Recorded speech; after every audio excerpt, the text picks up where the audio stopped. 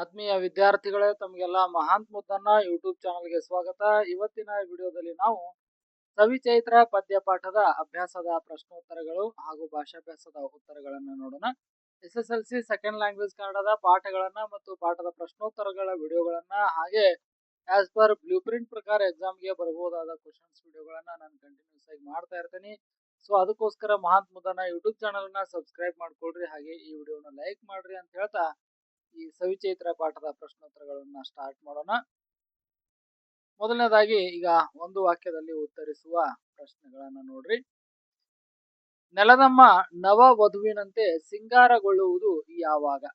ಯುಗಾದಿಯ ಆಗಮನದೊಂದಿಗೆ ನೆಲದಮ್ಮ ನವ ವಧುವಿನಂತೆ ಸಿಂಗಾರಗೊಳ್ಳುತ್ತಾಳೆ. ವಿದ್ಯಾರ್ಥಿಗಳೇ, ಯಾರಿಗೆ ಹೆಚ್ಚಿಗೆ ಸ್ಕೋರ್ ಮಾಡ್ಬೇಕಂತಿದೆಯೋ ಅವರು ಈ ರೀತಿಯಾಗಿ ಪೂರ್ಣ ವಾಕ್ಯದಲ್ಲಿ ಉತ್ತರವನ್ನ ಬರೀರಿ. ಯಾರಿಗೆ ನಾನು ಪಾಸ್ ಆಗೋದ ಕಷ್ಟ ಇದೆ ಸರ್, ಇಷ್ಟು ದೊಡ್ಡ ದೊಡ್ಡ ಲೈನ್ ನಾನು ಬರೀಲಿಕ್ಕೆ ಆಗಲ್ಲ ಅನ್ಸುತ್ತೋ ಅವ್ರು ಏನ್ ಮಾಡ್ರಿ, ಒನ್ ವರ್ಡ್ ಆನ್ಸರ್ ಬರೀರಿ. ಉದಾಹರಣೆಗೆ, ನೆಲದಮ್ಮ ನವ ವಧುವಿನಂತೆ ಸಿಂಗಾರಗೊಳ್ಳುವುದು ಯಾವಾಗ ಅಂತಿದೆಯಲ್ಲ, ನೀವು ಯುಗಾದಿಯ ಸಂದರ್ಭದಲ್ಲಿ, ಯುಗಾದಿಯು ಬಂದಾಗ ಅಂತ ಅಟ್ಲೀಸ್ಟ್ ಇಷ್ಟಾದ್ರೂ ಆನ್ಸರ್ ರೆಡಿ ಮಾಡ್ಕೊಡ್ರಿ. ಯಾರಿಗಿದು ಪಾಸಿಂಗಿಗೆ ಕಷ್ಟ ಪಡುವಂತವ್ರಿಗೆ, ಬಟ್ ಸ್ಕೋರ್ ಮಾಡ್ಬೇಕನ್ನುವಂಥವ್ರು ಈ ರೀತಿಯಾಗಿ ಕಂಪ್ಲೀಟ್ ಪೂರ್ಣ ವಾಕ್ಯದಲ್ಲಿ ಉತ್ತರವನ್ನ ಬರೀರಿ. ಯುಗಾದಿಯ ಸಂದರ್ಭದಲ್ಲಿ ನೆಲದಮ್ಮ ಹೇಗೆ ಸಿಂಗಾರಗೊಳ್ಳುತ್ತಾಳೆ? ಯುಗಾದಿಯ ಸಂದರ್ಭದಲ್ಲಿ ನೆಲದಮ್ಮ ಬಗೆ ಬಗೆಯ ಬಣ್ಣಗಳ ಹೂವುಗಳಿಂದ ಹೊಸ ಚಿತ್ರ ಬರೆದಂತೆ ನವವಧುವಾಗಿ ಸಿಂಗಾರಗೊಳ್ಳುತ್ತಾಳೆ. ಇದರ ಸರಳವಾದ ಉತ್ತರ ಅಂದ್ರೆ ಯುಗಾದಿಯ ಸಂದರ್ಭದಲ್ಲಿ ನೆಲದಮ್ಮ ನವ ವಧುವಿನಂತೆ ಸಿಂಗಾರಗೊಳ್ಳುತ್ತಾಳೆ. ಅಷ್ಟೇ, ಸಿಂಪಲ್ ಉತ್ತರ. ಚೈತ್ರದಲ್ಲಿ ಯಾವುದರ ವಾಲಗ ನಡೆದಿರುತ್ತದೆ? ಚೈತ್ರ ಮಾಸದಲ್ಲಿ ನೆಲಮುಗಿಲ ವಾಲಗವೇ ನಡೆದಂತಿರುತ್ತದೆ ಅಥವಾ ನಡೆದಿರುತ್ತದೆ. 4ನೇ ಪ್ರಶ್ನೆ, ಸವಿ ಚೈತ್ರದ ಸೊಬಗು ಏನು? ಪ್ರಕೃತಿಯಲ್ಲಿ ಹೊಸ ಕಳೆ ತುಂಬಿ, ಕಹಿ ಕಳೆದು ಸಿಹಿ ಹೆಚ್ಚಿ, ಜನರ ಎದೆಗಳ ತುಂಬ ಹೊಸತನದ ಆನಂದ ತುಂಬಿರುವುದೇ ಸವಿ ಚೈತ್ರದ ಸೊಬಗಾಗಿದೆ. 5ನೇದ್ ನೋಡ್ರಿ, ಯುಗಾದಿಯಲ್ಲಿ ಯಾವ ತಿನಿಸನ್ನು ಹಂಚುವ ಸಂಪ್ರದಾಯವಿದೆ? ಯುಗಾದಿಯಲ್ಲಿ ಕಹಿ ಸಿಹಿಯ ಸಂಕೇತವಾಗಿ ಬೇವು ಬೆಲ್ಲವನ್ನು ಹಂಚುವ ಸಂಪ್ರದಾಯವಿದೆ. ಸಿಂಪಲ್ ಆಗಿ ಯುಗಾದಿಯಲ್ಲಿ ಬೇವು ಬೆಲ್ಲವನ್ನು ಹಂಚುವ ಸಂಪ್ರದಾಯವಿದೆ. ಇಷ್ಟು ಬರೆದ್ರು ಕೂಡ ಸಾಕು. ಇನ್ನ 3-4 ವಾಕ್ಯದಲ್ಲಿ ಉತ್ತರಿಸುವ ಪ್ರಶ್ನೆಗಳನ್ನ ನೋಡಿ. ಯುಗದ ಆದಿ ತಂದ ಸಂಭ್ರಮವೇನು? ಯುಗಾದಿಯು ಸೊಗದ ಸುಗ್ಗಿಯ ಸಂತೋಷವನ್ನು ತಂದಿದೆ. ಹೊಸ ವರ್ಷದ ಆರಂಭವು ಜಗತ್ತಿಗೆಲ್ಲ ಹೊಸ ಕಳೆಯನ್ನು ತುಂಬಿ ತಂದಿದೆ.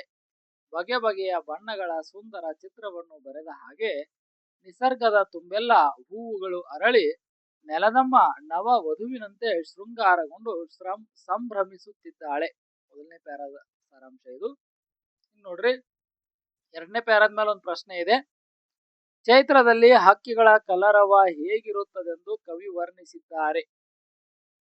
ಇದು ನಿಜವಾಗಿ ಉತ್ತರ ಇದಿಷ್ಟು. ಹಕ್ಕಿಗಳಿಗೆ ಸಂಬಂಧಪಟ್ಟಾಗ ಇಷ್ಟ ಬರಿಬಹುದು, ಆದ್ರೆ ಉತ್ತರ ಸಣ್ಣದಾಗತ್ತಲ್ಲ, ಅದಕ್ಕಾಗಿ ನಾವೇನ್ ಮಾಡೇವಿ ಅಂದ್ರೆ ಇನ್ನೊಂದು ಲೈನ್ ಸೇರಿಸ್ಕೊಂಡೇವಿ.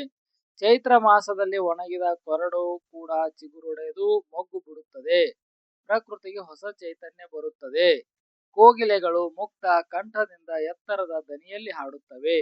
ಆ ಹಕ್ಕಿಗಳ ಚಿಲಿಪಿಲಿ ಕಲರವಕ್ಕೆ ಇಡೀ ಪ್ರಕೃತಿಯೇ ಮೈ ಮರೆತು ಮತ್ತೇರಿದಂತಾಗುತ್ತದೆ ಎಂದು ಕವಿ ವರ್ಣಿಸಿದ್ದಾರೆ. ಇಷ್ಟು ಬೇಡಪ್ಪ, ನಾವು ಇಷ್ಟ ಬರಿತೀವಿ ಅಂದ್ರೆ ಇಷ್ಟ ಕೂಡ ಬರಿಬಹುದು, ಆದ್ರೆ ಉತ್ತರ ಸಣ್ಣದು ಅಂತ ಅನಿಸ್ತದಲ್ಲ, ಅದಕ್ಕೋಸ್ಕರ ಅಷ್ಟೇ. ಮುಂದಿನ ಪ್ರಶ್ನೆಯನ್ನ ನೋಡ್ರಿ, 3ನೇ ಪ್ಯಾರಾದ ಮೇಲೆ ಇದು. ಚೈತ್ರದಲ್ಲಿ ಪ್ರಾಣಿ ಪಕ್ಷಿಗಳ ಚಟುವಟಿಕೆಗಳು ಕವಿಗೆ ಹೇಗೆ ಗೋಚರಿಸಿದವು? ಚೈತ್ರದಲ್ಲಿ ಜಗತ್ತಿನ ಹಕ್ಕಿಗಳು ಮತ್ತು ಪ್ರಾಣಿಗಳೆಲ್ಲ ಮೈಕೊಡವಿ ಎದ್ದು ಲಘು ಬಗೆಯಿಂದ ತಮ್ಮ ತಮ್ಮ ಕೆಲಸಗಳಿಗೆ ಹೊರಟಂತಿವೆ. ಅವುಗಳಲ್ಲಿ ಹೊಸ ಜೀವೋಲ್ಲಾಸ ಚಿಗುರಿದೆ ಮತ್ತು ಭಾವ ವಿಲಾಸ ಮೂಡಿದೆ. ಇವೆಲ್ಲವನ್ನು ನೋಡಿದರೆ ನೆಲ ಮುಗಿಲುಗಳ ವಾಲಗವೇ ನಡೆಯುತ್ತಿರುವಂತೆ ಕವಿಗೆ ಗೋಚರಿಸಿವೆ.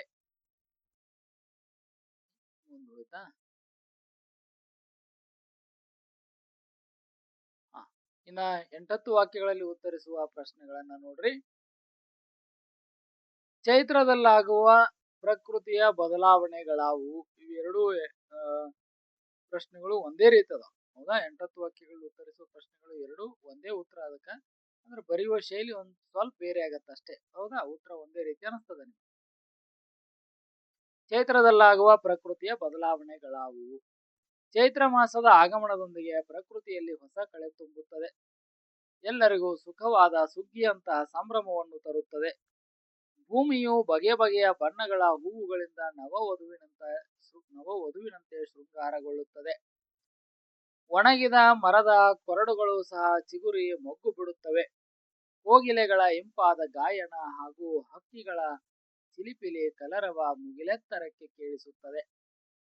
ಪ್ರಾಣಿ ಪಕ್ಷಿಗಳೆಲ್ಲ ಮೈಕೊಡವಿ ಹೊಸ ಉತ್ಸಾಹದಿಂದ ತಮ್ಮ ಕೆಲಸಗಳಲ್ಲಿ ತೊಡಗಿಕೊಳ್ಳುತ್ತವೆ. ಎಲ್ಲೆಡೆ ಹೊಸ ಜೀವೋಲ್ಲಾಸ ಮೂಡಿ ನೆಲ ಮತ್ತು ಆಕಾಶಗಳ ನಡುವೆ ಸಂಭ್ರಮದ ವಾಲಗವೇ ನಡೆಯುತ್ತಿರುವಂತೆ ಪ್ರಕೃತಿಯು ಸುಂದರವಾಗಿ ಬದಲಾಗುತ್ತದೆ. ಯುಗದ ಹಿಂದಿನ ಕೊಳೆಯ ತಿಕ್ಕಿ ಮೈ ತೊಳೆದಂತೆ ಎಲ್ಲ ಕಡೆ ಸ್ವಚ್ಛ ಸುಂದರವಾಗಿ ಕಾಣುತ್ತದೆ. ಹೌದಲ್ಲ? ಇಡೀ ಪದ್ಯದ ಸಾರಾಂಶನ ಬಂದಂಗೆ ಆಯ್ತು ಇದಿಷ್ಟರೊಳಗೆ ಸಂಕ್ಷಿಪ್ತವಾಗಿ. ಇನ್ನು ಎರಡನೇ ಪ್ರಶ್ನೆ ನೋಡ್ರಿ. ಎರಡನೇ ಪ್ರಶ್ನೆಗೂ ಆಲ್ಮೋಸ್ಟ್ ಉತ್ತರ ಅದೇ ರೀತಿ ಅಂತ ಅನಿಸ್ತದೆ. ಕವಿ ಯುಗದ ಆದಿಯನ್ನು ಸವಿಚೈತ್ರ ಎಂದು ಏಕೆ ಬಣ್ಣಿಸಿದ್ದಾರೆ? ಯುಗಾದಿಯು ಹೊಸ ವರ್ಷದ ಆರಂಭವಾಗಿದ್ದು ಪ್ರಕೃತಿಯಲ್ಲಿ ಹೊಸತನವನ್ನು ತರುತ್ತದೆ. ವಸಂತ ಕಾಲದಲ್ಲಿ ಹೂವುಗಳು ಅರಳಿ ಪ್ರಕೃತಿಯು ಸುಂದರವಾಗಿ ಕಾಣುತ್ತದೆ. ಕೋಗಿಲೆಗಳು ಹಾಡಿ ಪ್ರಾಣಿ ಪಕ್ಷಿಗಳು ಹೊಸ ಉಲ್ಲಾಸದಿಂದಿರುತ್ತವೆ. ಹೊಸ ಚಿಗಿತ, ಹೊಸ ಭಾವ ಉಲ್ಲಾಸಗಳು ಇರುತ್ತವೆ. ಮನುಷ್ಯರ ಬದುಕಿನಲ್ಲೂ ಹಳೆಯ ಕಹಿ ಘಟನೆಗಳನ್ನು ಮರೆತು ಯುಗಾದಿಯ ಬೇವು ಬೆಲ್ಲದಂತೆ ಕಷ್ಟ ಸುಖಗಳನ್ನು ಸಮಾನವಾಗಿ ಸ್ವೀಕರಿಸುವ ಸಂದೇಶವಿದೆ. ಜನರ ಮುಖದಲ್ಲಿ ನಗುವು ನಲಿವು ತುಂಬಿ ಕಹಿ ಕಳೆದು ಸಿಹಿ ಹೆಚ್ಚಾಗುವುದರಿಂದ ಎಲ್ಲರ ಎದೆಗಳ ತುಂಬ ಹೊಸತನದ ಸಿಹಿಯನ್ನು ತುಂಬುವ ಈ ಕಾಲವನ್ನು ಕವಿ ಸವಿಚೈತ್ರ ಎಂದು ಅರ್ಥಪೂರ್ಣವಾಗಿ ಬಣ್ಣಿಸಿದ್ದಾರೆ. ಇನ್ನ ಸಂದರ್ಭದೊಡನೆ ವಿವರಿಸಿ ನೋಡ್ರಿ. ನೆಲದಮ್ಮ ನವವಧುವೆ ಆದಳಿಂತು. ಈ ಸಾಲನ್ನು ಡಾಕ್ಟರ್ ಬಸವರಾಜ್ ಸಾದರ್ ಅವರು ರಚಿಸಿರುವ ಸಿಸಿಫಸರ ಸುತ್ತು ಕವನ ಸಂಕಲನದಿಂದ ಆಯ್ದ ಸವಿಚೈತ್ರ ಎಂಬ ಪದ್ಯ ಭಾಗದಿಂದ ಆರಿಸಲಾಗಿದೆ. ಸಂದರ್ಭ: ಕವಿ ಬಸವರಾಜ್ ಸಾದರ್ ಅವರು ಯುಗಾದಿಯ ಹಬ್ಬದ ಆಗಮನವಾದಾಗ ಪ್ರಕೃತಿಯಲ್ಲಿ ಉಂಟಾಗುವ ಸುಂದರವಾದ ಬದಲಾವಣೆಗಳನ್ನು ಮತ್ತು ವಸಂತ ಕಾಲದ ಆಗಮನದ ಸಂಭ್ರಮವನ್ನು ವರ್ಣಿಸುವ ಸಂದರ್ಭದಲ್ಲಿ ಬಗೆ ಬಗೆಯ ಬಣ್ಣಗಳಿಂದ ಬರೆದ ಚಿತ್ರದ ಹಾಗೆ ನೆಲದಮ್ಮ ನವವಧುವೆ ಆದಳು ಎಂದು ಹೇಳುವಾಗ ಈ ಮಾತನ್ನು ಹೇಳಿದ್ದಾರೆ. ಸ್ವಾರಸ್ಯ: ಪ್ರಕೃತಿಯ ಸೌಂದರ್ಯವನ್ನು ಹೊಸದಾಗಿ ಮದುವೆಯಾದ ನವವಧುವಿಗೆ ಹೋಲಿಸಿರುವ ಕವಿಯ ಕಲ್ಪನಾ ಶಕ್ತಿ ಮತ್ತು ಹೊಸ ವರ್ಷವು ತರುವ ಹೊಸತನದ ಸಂಭ್ರಮ ಇಲ್ಲಿ ಸ್ವಾರಸ್ಯಕರವಾಗಿ ಮೂಡಿಬಂದಿದೆ. ಎರಡನೇ ಸಂದರ್ಭ: ನೆಲಮುಗಿಲ ವಾಲಗವೇ ನಡೆದಂತಿದೆ. ಆಕಾರ ಸೇಮ್ ಇರ್ತದ. ಈ ಸಾಲನ್ನು ಡಾಕ್ಟರ್ ಬಸವರಾಜ್ ಸಾದರ್ ಅವರು ರಚಿಸಿರುವ ಸಿಸಿಫಸರ ಸುತ್ತು ಕವನ ಸಂಕಲನದಿಂದ ಆಯ್ದ ಸವಿಚೈತ್ರ ಎಂಬ ಪದ್ಯ ಭಾಗದಿಂದ ಆರಿಸಲಾಗಿದೆ. ಚೈತ್ರ ಮಾಸದಲ್ಲಿ ಪಕ್ಷಿಗಳು ಪ್ರಾಣಿಗಳು ಇಡೀ ಜಗತ್ತು ತಮ್ಮ ಮೈಕೊಡವಿ ನಿದ್ದೆಯಿಂದ ಎಚ್ಚೆತ್ತುಕೊಳ್ಳುತ್ತವೆ. ಎಲ್ಲರಲ್ಲೂ ಹೊಸ ಜೀವೋಲ್ಲಾಸ ಚಿಗುರೊಡೆಯುತ್ತದೆ. ಭೂಮಿ ಮತ್ತು ಆಕಾಶಗಳ ನಡುವೆ ದೊಡ್ಡದೊಂದು ಸಂಭ್ರಮದ ವಾಲಗ ನಡೆಯುತ್ತಿದೆಯೇನೋ ಎಂಬಂತೆ ಭಾಸವಾಗುತ್ತಿದೆ ಎಂದು ಕವಿಯು ಓದುಗರಿಗೆ ಈ ಸಾಲನ್ನು ಹೇಳಿದ್ದಾರೆ. ಸ್ವಾರಸ್ಯ: ಪ್ರಕೃತಿಯಲ್ಲಿನ ಪಕ್ಷಿಗಳ ಇಂಪಾದ ದನಿಗಳು ಪ್ರಾಣಿ ಪಕ್ಷಿಗಳ ಚಟುವಟಿಕೆಗಳು ಕೇವಲ ಶಬ್ದಗಳಾಗಿರದೆ ಅದು ನಿಸರ್ಗವೇ ನುಡಿಸುತ್ತಿರುವ ಮಂಗಲವಾದ್ಯ ಅಂದರೆ ವಾಲಗ ಎಂಬಂತೆ ಚಿತ್ರಿಸಿರುವುದು ಸ್ವಾರಸ್ಯಪೂರ್ಣವಾಗಿದೆ. ಇನ್ನು ಮೂರನೇದ್ದು, ಎಲ್ಲರೆದೆಗಳ ತುಂಬ ಸವಿಚೈತ್ರವು. ಆಕಾರ ಸೇಮ್ ಇರ್ತದ. ಸಂದರ್ಭ: ಯುಗದ ಹಿಂದಿನ ಕೊಳೆಯ ತಿಕ್ಕಿ ಮೈ ತೊಳೆದಂತೆ ನಗುವ ನಲಿವಿನ ಮುಖವೇ ಎಲ್ಲ ಕಡೆ.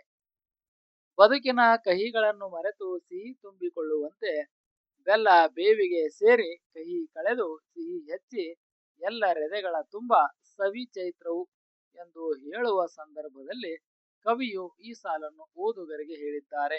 ಸ್ವಾರಸ್ಯ: ಬದುಕಿನ ಕಷ್ಟ ಸುಖಗಳನ್ನು ಸಮಾನವಾಗಿ ಸ್ವೀಕರಿಸಿ ದ್ವೇಷ ಮರೆತು ಪ್ರೀತಿಯಿಂದ ಬದುಕಿದರೆ ಮನುಷ್ಯನ ಅಂತರಂಗದಲ್ಲೂ ಸದಾಕಾಲ ಸವಿಚೈತ್ರ ಇರುತ್ತದೆ ಎಂಬ ಜೀವನ ಮೌಲ್ಯ ಇಲ್ಲಿ ಅತ್ಯಂತ ಸ್ವಾರಸ್ಯಕರವಾಗಿ ಅಭಿವ್ಯಕ್ತಗೊಂಡಿದೆ. ಇನ್ನು ಮುಂದೆ ಭಾಷಾಭ್ಯಾಸ ನೋಡ್ರಿ. ವಿಗ್ರಹ ವಾಕ್ಯ ಮಾಡಿ ಸಮಾಸದ ಹೆಸರನ್ನ ಬರೆಯಿರಿ. ವಿಗ್ರಹ ವಾಕ್ಯ ಮಾಡಿ ಬರೆಯಿರಿ ಅಂದ್ರೆ ಸಮಾಸದ ಪದಗಳನ್ನ ಬಿಡಿಸಿ ಬರೆಯುವುದಕ್ಕೆ ವಿಗ್ರಹ ವಾಕ್ಯ ಮಾಡಿ ಬರೆಯುವುದು ಎಂದು ಕರೆಯುತ್ತಾರೆ. ಓಕೆನಾ? ಯುಗಾದಿ, ಯುಗದ ಆದಿ, ಯುಗಾದಿ ತತ್ಪುರುಷ ಸಮಾಸ. ಮೈಯನ್ನು ಕೊಡವಿ, ಮೈ ಕೊಡವಿ ಕ್ರಿಯಾ ಸಮಾಸ. ಸವಿಯಾದ ಚೈತ್ರ, ಸವಿಚೈತ್ರ ಕರ್ಮಧಾರಯ ಸಮಾಸ. ನೆಲವು ಮುಗಿಲು, ಇದು ದ್ವಂದ್ವ ಸಮಾಸ. ವಿದ್ಯಾರ್ಥಿಗಳೇ, ಸಮಾಸದ ಬಗ್ಗೆ ಡಿಟೇಲ್ ಆಗಿರುವಂತಹ ವಿಡಿಯೋಸ್ಗಳು ಬೇಕು ಅಂದ್ರೆ ನೀವು ಕಮೆಂಟ್ ಅನ್ನ ಮಾಡ್ರಿ. ನಾನು ಎಲ್ಲಾ ಸಮಾಸಗಳ ವಿಡಿಯೋಗಳನ್ನ ಮಾಡಿದ್ದೀನಿ. ಆ ಲಿಂಕ್ ಗಳನ್ನ ನಾನು ಶೇರ್ ಮಾಡ್ತೀನಿ. ನೀವು ಕಮೆಂಟ್ ಅನ್ನ ಮಾಡಿದ್ರಿ ಅಂತಂದ್ರೆ ಇದೇ ವಿಡಿಯೋದ ಡಿಸ್ಕ್ರಿಪ್ಷನ್ ಅಲ್ಲಿ ವಾಟ್ಸ್ಆಪ್ ಚಾನಲ್ ಲಿಂಕ್ ಇದೆ, ಅಲ್ಲಿ ನೀವು ಜಾಯಿನ್ ಆದ್ರಿ ಅಂದ್ರೆ ಆ ವಾಟ್ಸ್ಆಪ್ ಚಾನಲ್ ಅಲ್ಲಿ ನಾನು ಆ ವಿಡಿಯೋಸ್ ಲಿಂಕ್ ಗಳನ್ನ ಶೇರ್ ಮಾಡ್ತೇನೆ. ಓಕೆ, ಹಾಗಾದ್ರೆ ಮುಂದಿನ ಪ್ರಶ್ನೆಗಳಿಗೆ ಹೋಗೋಣ. ಕೆಳಗಿನ ಪದಗಳನ್ನು ಬಿಡಿಸಿ ಬರೆದು ಸಂಧಿಯನ್ನು ಹೆಸರಿಸಿರಿ. ಎಲ್ಲೆಲ್ಲಿ, ಎಲ್ಲಿ, ಎಲ್ಲಿ, ಎಲ್ಲೆಲ್ಲಿ ಲೋಪಸಂಧಿ. ಜೀವ ಉಲ್ಲಾಸ, ಜೀವೋಲ್ಲಾಸ ಗುಣಸಂಧಿ. ಎಲ್ಲರ ಎದೆ, ಎಲ್ಲರೆದೆ ಲೋಪಸಂಧಿ. ನೆಲದ ಅಮ್ಮ, ನೆಲದಮ್ಮ ಲೋಪಸಂಧಿ. ಇನ್ನು ತತ್ಸಮ ತದ್ಭವ ರೂಪಗಳನ್ನ ನೋಡ್ರಿ. ಮುಖ, ಇದು ತತ್ಸಮ. ತತ್ಸಮ ಅಂದ್ರೆ ಸಂಸ್ಕೃತ, ಹೌದಾ? ತದ್ಭವ ಅಂದ್ರೆ ಸಂಸ್ಕೃತಕ್ಕೆ ಸಮನಾದ ಕನ್ನಡ ಪದ ಅಂತ ಅರ್ಥ. ಮುಖ, ಮೊಗ. ಪಕ್ಷಿ, ಹಕ್ಕಿ. ಬಣ್ಣ, ವರ್ಣ. ಖಗ, ಖಗ. ಖಗ, ಖ ಮಹಾಪ್ರಾಣ ಇದೆ, ಅದ್ರ ಬದಲಿ ಅಲ್ಪ ಪ್ರಾಣ ಕ ಬಳಸಿ ಖಗ ಅಂತ ಬರಿಬೇಕು. ವಿರುದ್ಧಾರ್ಥಕ ಪದಗಳು ನೋಡ್ರಿ. ಸಿಹಿ, ಕಹಿ. ಆದಿ, ಅಂತ್ಯ. ಹೊಸತು, ಹಳತು. ತುದಿ, ಬುಡ. ಸರಿನಾ? ಆತ್ಮೀಯ ವಿದ್ಯಾರ್ಥಿಗಳೇ, ಇದಿಷ್ಟು ಸವಿಚೈತ್ರ SSLC ಸೆಕೆಂಡ್ ಲ್ಯಾಂಗ್ವೇಜ್ ಕನ್ನಡದ ಸವಿಚೈತ್ರ ಪದ್ಯದ ಪ್ರಶ್ನೋತ್ತರಗಳಾಗಿತ್ತು.